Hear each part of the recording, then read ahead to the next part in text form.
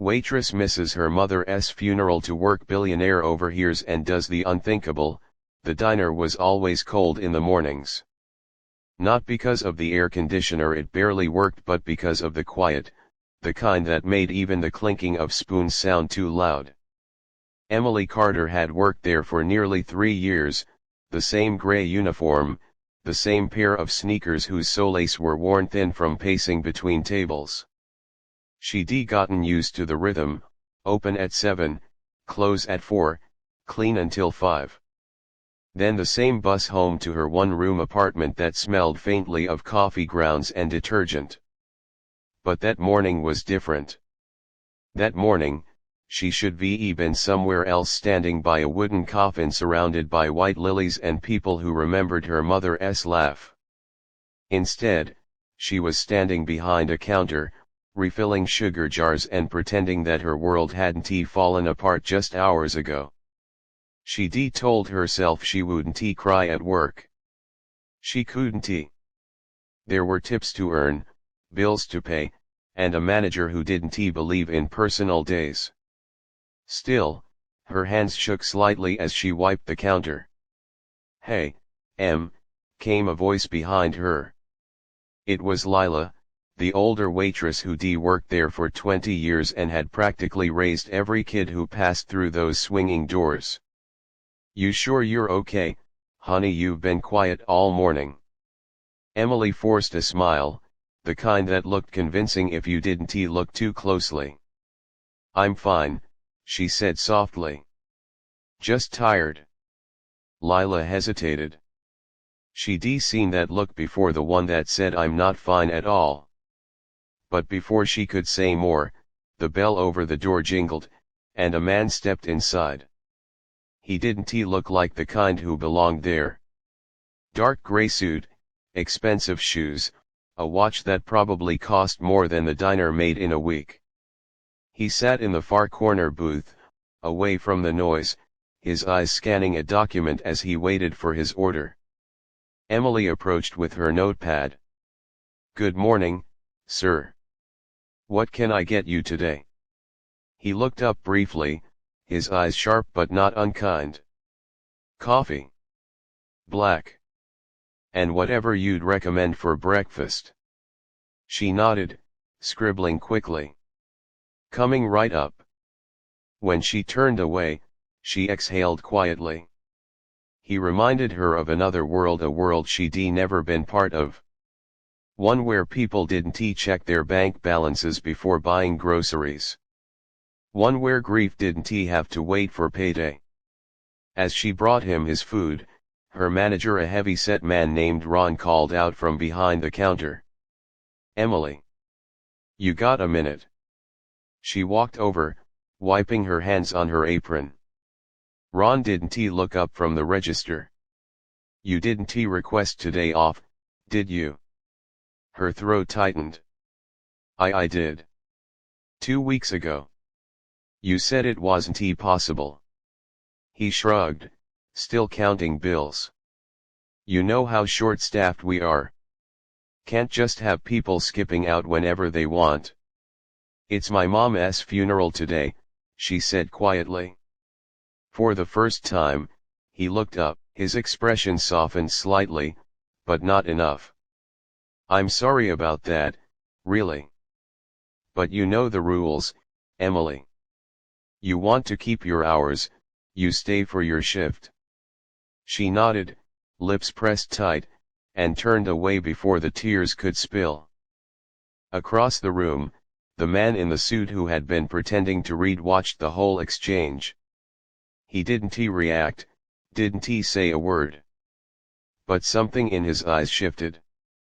The lunch rush came and went. Emily moved like a shadow, her mind elsewhere. She poured coffee, cleared plates, smiled when she needed to, but her heart wasn't in it. At one point, she dropped a glass. It shattered across the tile, the sound slicing through the chatter. "I'm so sorry," she muttered, bending quickly to pick up the shards. The man in the corner watched her again, saw how she cut her palm on a piece but didn't flinch. Just wrapped it in a napkin and kept going. He finished his meal quietly. When she came to bring the check, he looked at her name tag. "Emily," he said. "How long have you been working here?" "3 years," she replied, caught off guard. He nodded slowly. "You like it?" She hesitated. "It's steady work." He studied her face, the red-rimmed eyes, the way she tried to smile through the exhaustion. Then he said something that made her pause. "Do you believe in luck?" She blinked.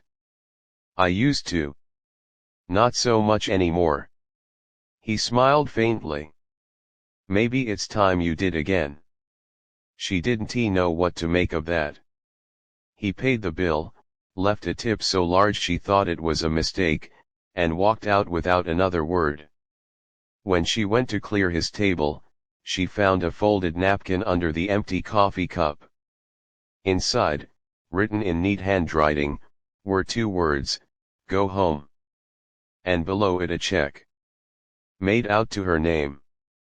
For $10,000. Emily stood frozen, her breath caught in her throat. This couldn't be real. "Lila," she whispered, rushing to the back. "Look at this." Lila's eyes went wide. "Oh my lord, Emily, who?" "The man in the suit. He left this." Lila grabbed her by the shoulders. "Sweetheart, go. Go say goodbye to your mama. We'll cover for you." Emily didn't even stop to take off her apron. She ran. The cemetery was quiet when she arrived, breathless and trembling. The service had ended. Only a few people remained: her aunt, an old neighbor, the pastor. But as she stood before her mother's grave, the world seemed to slow. The rain had stopped. The clouds had thinned just enough for a streak of light to touch the headstone. She sank to her knees and let the tears come. The sobs she'd held in for hours finally breaking free. "I'm sorry, Mom," she whispered. "I wanted to be here. I couldn't afford to lose the job." The wind stirred gently through the trees, almost like a sigh. And for the first time in a long time, she felt something lift inside her. That night, she returned home and sat at her small kitchen table, staring at the check. She flipped it over. On the back was another note, scribbled hastily, "You shouldn't have to choose between grief and survival. W.H." She didn't know who W.H. was. Not yet. The next morning, she went to the bank to verify the check, half expecting them to laugh and tell her it was fake. But it cleared. Instantly. "Mr. William Hawthorne," the teller said, eyebrows raised. "You're a lucky woman, Miss Carter." Emily stared. William Hawthorne. The billionaire. The founder of Hawthorne Industries. One of the richest men in the state. Weeks passed. Emily took some time off, real time off, for the first time since she could remember. She used part of the money to settle her debts, part to fix her mother's gravestone, and the rest, she tucked away, unsure what to do with a miracle like that. Then one afternoon, an envelope arrived in her mailbox. No return address. Inside was a card that read, "If you ever need a new start, come by Hawthorne Cafe. Ask for Daniel." She thought it was some mistake, but curiosity won. The cafe was nothing like the diner she'd worked at. Bright, modern, filled with people who smiled like they belonged there. She asked for Daniel and was led to a man in his 30s with kind eyes and rolled up sleeves. "You're Emily Carter?" he asked. She nodded cautiously. He smiled. "Mr. Hawthorne told me to expect you. He said you'd make a great manager." Her jaw dropped. "A manager? I'm just a waitress." Daniel shook his head. "He said you were the kind of person who shows up. Even when it hurts.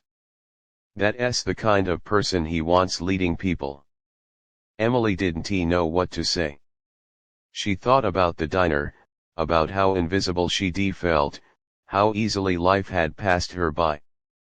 And now, here she was offered a chance to start over. Months turned into a year. Emily flourished. She learned the ropes, trained new staff, even designed a small community program for single mothers who needed flexible jobs. One evening, as she locked up the cafe, she saw a familiar figure standing outside. The same gray suit. The same quiet presence. "Mr. Hawthorne," she breathed. He smiled, that same calm, unreadable smile. "Looks like you're doing well, Emily." "I don't know how to thank you," she said. "You changed everything." He looked at her for a moment, then shook his head. "No. You did that. I just gave you the time to breathe." For a long moment, they stood in silence as the city lights flickered around them. Then he said softly, almost to himself, "I lost my mother when I was your age. I missed her funeral too. I've spent my whole life trying to make up for that moment." Emily's eyes filled again. Not with grief this time, but understanding. She reached out and gently took his hand. "You already have." That night, after he left, Emily stood outside the cafe and looked up at the sky. The stars were faint, washed by the glow of the city, but still there, tiny, persistent reminders of light. For the first time in years, she didn't feel small, she felt seen. Not because of the money. Not because of the job. But because someone had looked at her and recognized her worth when she'd forgotten it herself. And from that moment on, Emily promised that no one who walked into her cafe would ever feel invisible again. She never told anyone the full story. The check, the funeral, the man in the suit. Some things, she believed, were meant to stay quietly beautiful, like small acts of kindness that ripple through the world long after they're done. Years later, when she opened her own cafe, the one she named Grace Street after her mother, there was a framed photo by the counter. Not of her, not of William Hawthorne, but of a small handwritten note that read, "Go home." Because sometimes, the simplest words can carry a lifetime of meaning.